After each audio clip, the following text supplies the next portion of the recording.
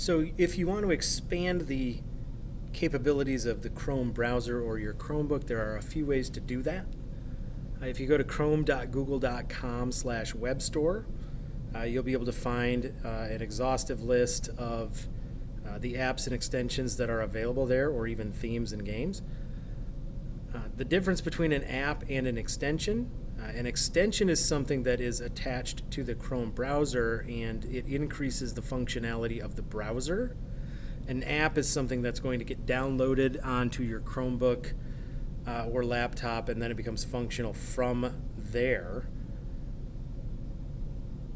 And they're broken down into categories, so if you have an idea of what you're looking for, you can look in the categories and search that way. And if you see something that looks kind of interesting, you click on it, look at the description, and then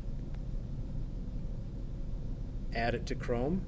Most of these should be available for addition. There might be some that we have blocked. There are even some that I think we force install.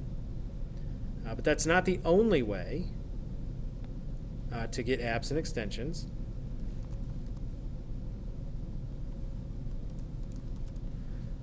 So if you are using Google Sheets or a Google Doc or Google Slides or whatever, in the menu at the top, there is now this extensions menu. And if you click on that, you can select add-ons, and from there, get add-ons. And so this is a more direct way to get add-ons specific to the Google Doc type that you're using. So for example, this will open up, or should open up in a second, a window of Google App add-ons specifically for Google Sheets.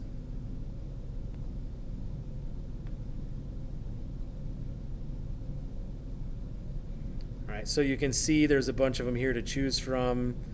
A brief description lets you know what it does. So that's another way to increase the functionality of Google Chrome and Google Docs by adding either apps, extensions, or add-ons.